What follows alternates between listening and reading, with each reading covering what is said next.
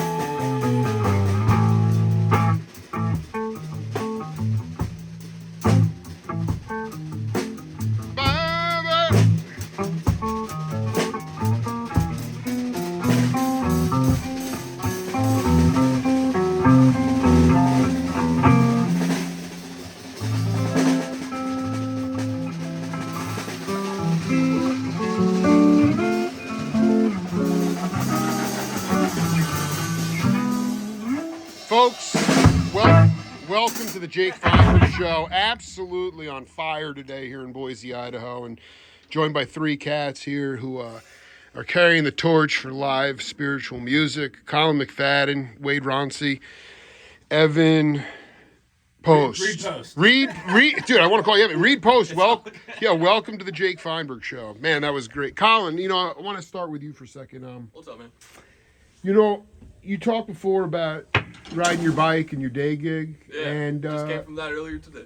No, I know, and you talked to me about just intuition on the bike. Oh yeah. That if you're told to go a certain way and you don't listen, you can maybe almost get hit by a car or these kinds of things. And I just wanted you to talk about where you're at on the kit as it relates to just trusting your intuition on the bandstand. And that's sort of the same exact thing. I think what happens a lot, especially when I'm thinking about, playing with someone who I've never played before. I've never played with Wade before. Oh, this is this is beautiful, man. Thank you. It's one of those situations where, you want to try to flex so that you can impress someone that, I personally, I think you're one of the best drummers in Boise. Oh, shit. So, playing with you, it's like, oh man, I got to play something, that Wade will get his neck snapping. But, as soon as I start thinking about it, then Magic goes away. Exactly. And we were just working with Up Is the Downs. I was just working on our most recent album that's going to be coming out here in the next couple months. And in the middle of that, Andrew, I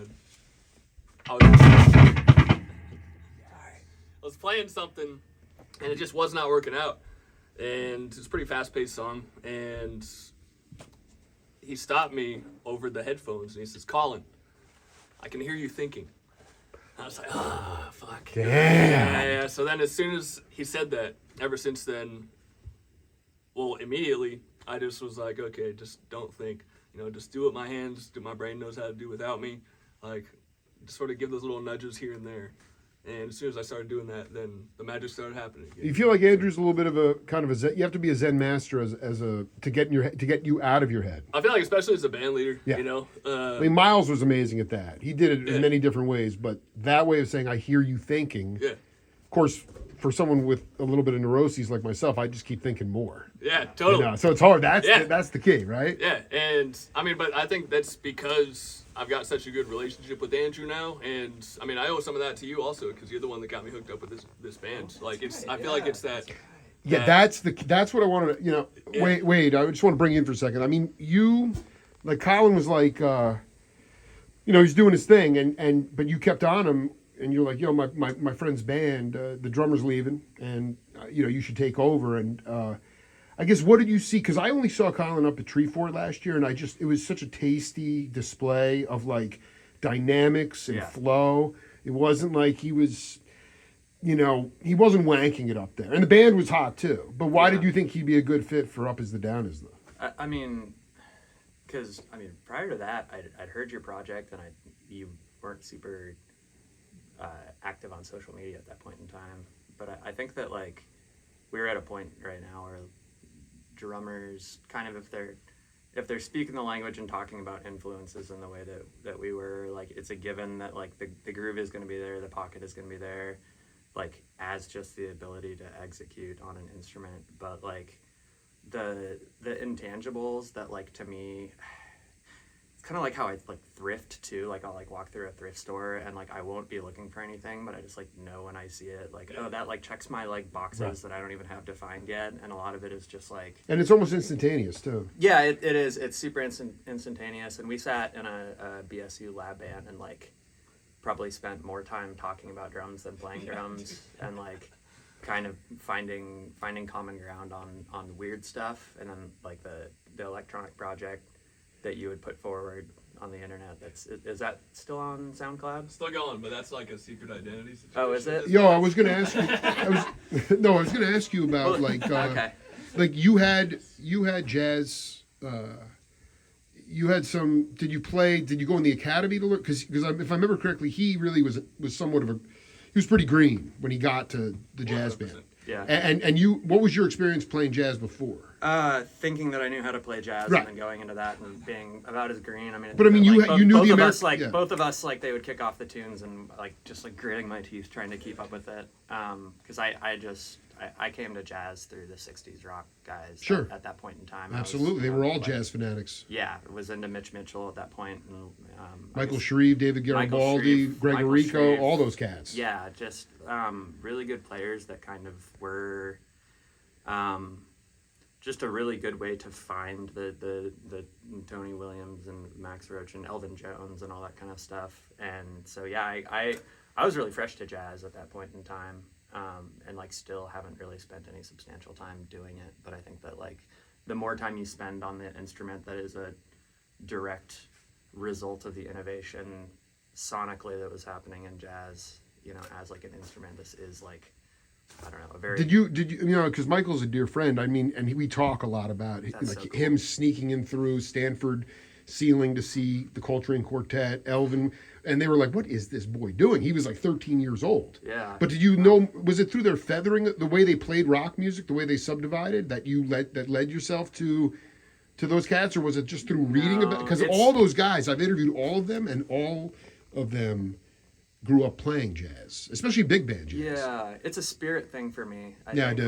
Like I was having a conversation with my friend about this the other day. Like the things, again, like the intangibles that I enjoy about musicians, and there's a certain, like, as an audience member, there's like a certain entertainment value to somebody being so lost in the music that like they're having a spiritual experience. Absolutely. Like they're being separated, and like, you know, with the rock and roll players and I mean Michael, the videos of him like at Tanglewood, just like borderline trance state, just like Definitely losing trance. himself into the music, and like Mitch Mitchell just like being so focused and in the moment, that like I sort of, per my just ability to research at that point in time, had kind of hit dead ends, perceived dead ends in terms of like rock music. And then I saw a video of Elvin playing, and it just like Catharsis. was like, oh, he's like the conduit for more of that energy than I've like ever fucking seen in my life.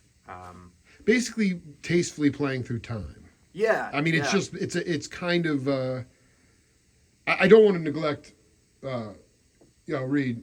Yeah, Reed. It's an honor, man. It's so great to have you breaking up, because I mean, these guys could play for 30 minutes, no problem.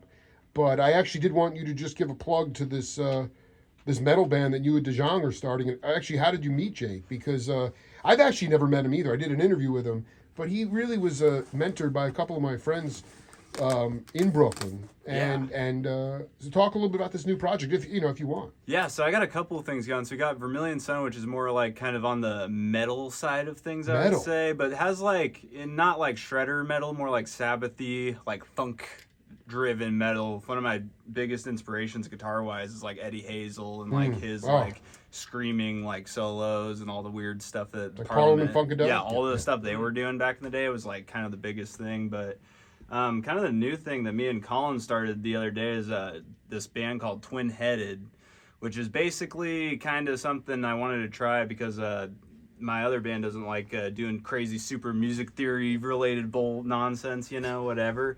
But Collin loves it. You talking so- about like odd metered stuff, or what do you? odd metered stuff, weird melody lines, something more like abrasive and aggressive in times, but also like, makes you very vulnerable. Those Yeah. guys, that's how you push yourself, right? yeah, absolutely. And like I would say what my biggest inspiration musically is like King Crimson, Right. or like Mahavishnu Orchestra, like John McLaughlin stuff. What do you? I was going to ask you Blue. something about him, because Yeah. Jack Wilkins, rest in peace, an amazing jazz guitar player from Yeah. the '60s.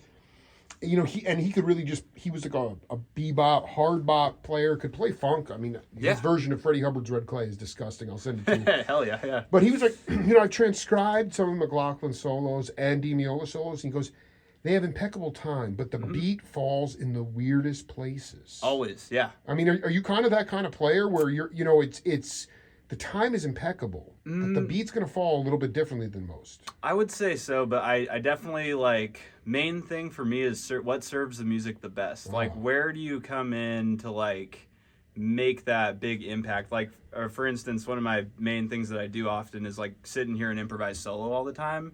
And it's like, how can I harmonize with the guitar player doing a lead in a way that sounds really good, or like, where do I need to come in? And oftentimes that's just very different places every single song. It's just very much so what the song has, you know, what the song tells me is where I'm going to go and do those things. So, Collin, before we get back to the rhythm, I want to give you a blessing this year. I think that you're, you know, a good. It's not about like, I don't need riffology or freaking millions of chops. It's about leadership and like bringing people together. Appreciate So that, my 'cause I prayer don't have for a lot of you chops. is like, it's all right. No, I'm saying what I'm saying is, I feel like your responsibility is to continue to do what you're doing and also just bring cats together. I'm shocked that you guys never played together. I feel so honored that, but just more kind of to me, this is like, I'll sit at dinner tonight and my mom and dad will be like, "How do you know these people? Like you don't even live here." And you know, it's like you create your own opportunities. And that's all I want to say is for the new year, you know, just continue on that path. I really appreciate that, Jake. All right? And you guys want to pick up a groove or something? You know? Yeah, man. Absolutely. Dude, I think that's interesting. Like thinking about like in the moment of jamming, like trying things at the attention of someone else, like when you're first playing with them, because like I don't know, the more and more you play in bands, you like realize that everybody sees the merit in the people in the room with them, and they're all trying to like. It's like you have a conversation with someone, and a little bit of it is like I know some big words, but a little bit of it is also like I think I know the words in a context that you're gonna appreciate. Dude, you're nailing it, dude. You know, it's like a common ground thing. A little Well, I mean, bit, like, there's you a know? lot of like, We all do it. but no, I want to ask you about, because there are cats that I love, and they're playing like instrumental, like jam music, and it would be considered like faux jazz. Like it's not like it's not what you know. They're not playing with like extensions or like, you know, massive chords, but still, there's a fine line, as you probably learned when you first started getting into jazz, between really being able to. What do you think the definition between faux jazz and being a jazzer is? Go ahead. That is I don't know. That's something I've been thinking about a lot. Well, why don't you riff on it? Well, because I feel like that's a big part, like a big conversation right now. Because, Tell me why, because I'm out of that loop. I know. I mean, it's been in my head for years. You know. Well, but because of specifically Love, how do you say her name? I think it's Laffy or something. Yeah, you know what I'm talking about? Yeah. She does. So she's become really popular in the last year or two Right. as being kind of bringing back that 40s, 50s jazz style. A big band kind of feel, or Big band with Yeah. singer, more orchestral kind of stuff. And there's a big conversation right now on whether or not what she does is jazz as a pop singer, like coming in from a pop standpoint and having these jazz elements. Even though she's got a classical background like a lot of jazz musicians, she can play jazz like a lot of jazz musicians, although she doesn't sit in like a lot of jazz musicians. But, you know, there's a lot of overlapping elements, and so there's this conversation whether or not she is jazz or not. And, you know, some people go into, you know, well, this is a Black American music, and she's not a Right. Black American musician. There's other aspects where it's like, yeah, but then there's different elements of jazz, like in the 40s and 50s, this was what jazz was in some parts, you know, so. I guess maybe the point is like, well, first of all, there are a lot of badass white cats that can play this music. It definitely Absolutely, was started yes. by the blacks, Yes, you know, yeah. no doubt about it. But Yeah. I mean, there's nasty white cats everywhere, and you know, Yeah, but I mean, I think race has put a little too no, I heavily dig, onto but I race mean, a lot of times, especially in music. the thing, the conflict I think is that you're telling me there's a commercial element to this music. Yeah, totally. She's actually making dough, Yeah, which means it's a formula trip, because that's the only thing people are getting off on now. but Yeah. Kendrick Lamar also did the same thing in 2016. Dig? I don't feel like it was a It formula. was trip. not a formula thing, No, but no, it no, was yeah. using the formulas that all the musicians like Robert Glasper, Flying Lotus, all And these that's other guys fine. were using. Totally. You know, so he just took these formulas and was like, What let's I'm make saying to you, this- what I'm saying to you guys is what I love is that I can just feel it. Is that there is no formula trip to your music?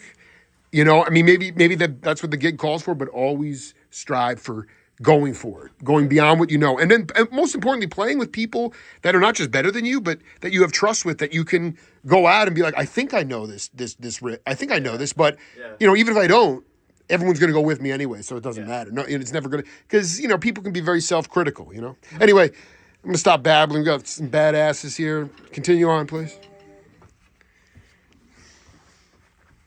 Following you guys. McFadden and Ronsse together again for the first time. Let's see what we got here.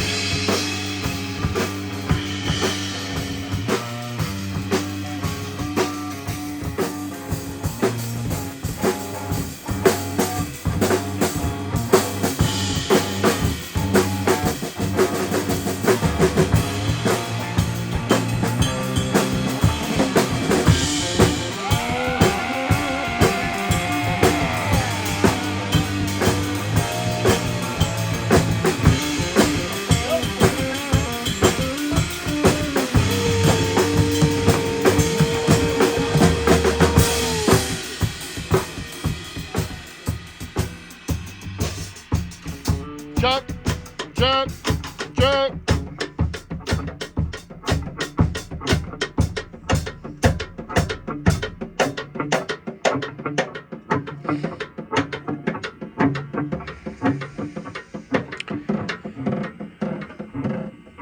Wade, We ended the way we started. Smoked that at the end there real bad. That's a nice cookie. Wade, how many different projects are you in right now? Right now I'm in primarily Jeff Crosby, the Jeff Crosby Band, and the Jake Freeman group, Wend, which up to this last summer was my main project. We're still doing, but it's like kind of largely a recording project, mostly just. Jake's project is. No, Jake's project has been recording, but I'm in another group called Wend. Yeah, no, talk about that group. What is what was the vision of that creation? Because there's like a merging of different instruments, but you're not playing necessarily Yeah. like harp, like the electric harp and things like that. Yeah, Riley is really the mind behind that, and she had built up too difficult of she could tell this better than me. Right. She built up too high of expectations for herself songwriting on piano, so she taught herself harp as a means of like thinking that maybe she could get into a creative writing position when she was like in the process of learning an instrument, if that makes sense. And so it started off as a solo project. I moved in with her and her partner Ronsse, who is a great musician as well, and then the pandemic hit and we just kind of lost our minds together in like a really nice way. It was really on it. Everybody did. Yeah, just played, like improvised a lot, did a lot of just like, I don't know, this is when you don't have anything else to do, I feel like this is what we're gonna gravitate towards, is like this kind of thing. Yeah. Especially when the practice space is at our house. And then it just kept kind of getting bigger because separate to the jammy side of it, she was doing compositions for strings and all kinds of stuff. And then we It sounds like there's just a lot to digest for the audience too. I'm wondering, yeah. you know, the bottom line. I want to go back to Crosby for a second. Yeah. What kind? I mean, my boys are like in a Sprinter van. They're making money on the merch table. Yeah. They're playing Cervantes. They're playing clubs. I mean, they're not selling out Madison Square Garden. It's not like Fish or anything. But what do you, when you go on tour, are you like sort of like baseball analogy, like AA, AAA? I mean, you get hotels. Like, can you talk a little bit about the road dog experience for you? Do the dichotomy of like where we stay at. Like some nights we'll stay at